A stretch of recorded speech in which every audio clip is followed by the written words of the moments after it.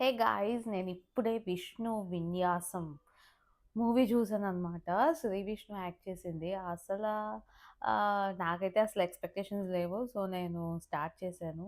చాలా దారుణంగా ఉంది ఫ్రెండ్స్. అసలు ఏమీ లేదు మూవీలోని. ఒక 10 మినిట్స్, 15 మినిట్స్ తీస్తే అయిపోయే మూవీని అంతంత డ్రాగ్ చేశారు. నాకైతే చాలా చిరాకనిపించింది. నేను ఆఫ్టర్‌నూన్ ఒక హాఫ్ అన్ అవర్ చూసి, మళ్ళీ ఈవినింగ్ ఒక హాఫ్ అన్ అవర్ చూసి, మళ్ళీ ఇప్పుడు ఒక 1 అవర్ అలా 2 అవర్స్ కంప్లీట్ చేయడానికి నాకు ఒక హోల్ డే పట్టిందనమాట. సో, మీరు ట్రై చేస్తా అంటే అది మీ ఇష్టం. అమెజాన్ ప్రైమ్‌లో అయితే ఈ మూవీ అవైలబుల్‌గా ఉంది. ఈ మూవీ మెయిన్‌గా కాన్సెప్ట్ ఏంటంటే హీరోయిన్‌కి ఏదో ఒక పెద్ద పెద్ద కష్టాలుంటాయన్నమాట. చాలా ఎక్కువ కష్టాలుంటాయి. ఆ కష్టాలు ఏంటి అని రివీల్ చేసిన తర్వాత ఇవి ఒక కష్టాలు. దానికేమో సస్పెన్సు ఫస్ట్ నుంచి ఎండింగ్ వరకు కూడా సస్పెన్స్ అనమాట. యాక్చువల్లీ ఈ మూవీ ఎలా అనిపించిందంటే 'సారంగపాణి జాతకం' ఒక మూవీ వచ్చింది గదా! సేమ్ ఆ టైప్ ఆఫ్ సేమ్ కాన్సెప్ట్ అనమాట. పెద్దగా చేంజెస్ ఏం లేవు.